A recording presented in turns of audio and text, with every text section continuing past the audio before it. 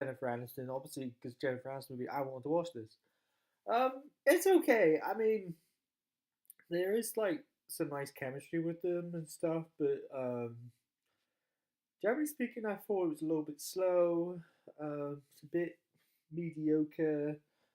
Um, there wasn't really like um something to pull it in, like to make it come together to work like really well. It just felt kind of, I don't know, it kind of reminded me of that film Love Rosie a bit. We've obviously taken away all the other characters in it, but if the whole thing was like that movie, but with two couples opposed to so many, because I think in the end there was like about four couples, including Rosie and that guy, and they should have really got together and then take like the whole movie to get together.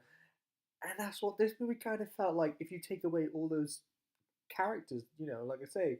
And I just felt it was just kind of a bit boring at times because you're waiting for that thing to happen and then it didn't really happen until the end. And then there's only sort of romantic stuff and all that. Well, at the beginning, sort of, but then it just sort of gets put to the side and stuff like that. I think Jennifer Aniston's a good actress and she played the character well and everything like that. And Steve Song's very good, and the rest of the cast are good and stuff.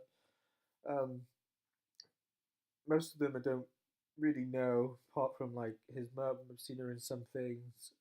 She's in August Osage County, whatever it's called, or what that thing, Mel Street. Um, and then there's that guy from Rush Hour, who's that important person. So obviously, yeah. But it was a bit of an odd film, if I'm honest.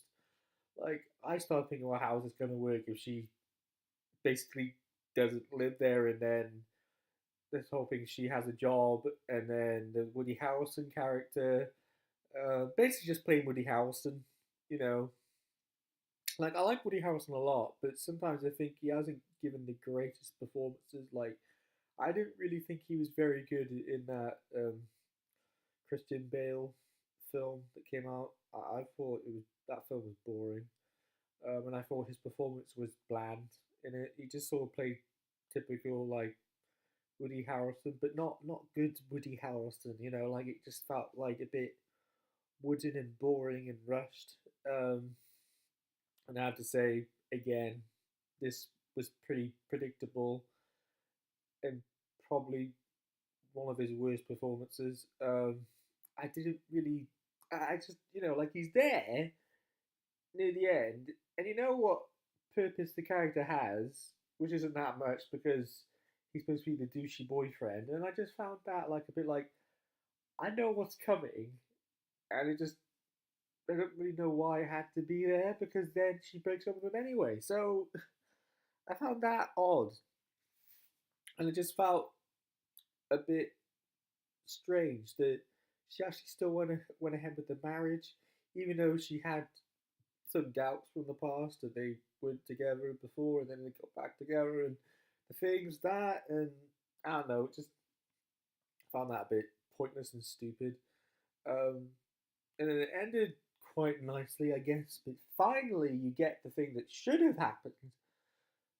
But for the whole film, you're kind of waiting for it to happen. That it just it got a little bit annoying, all that.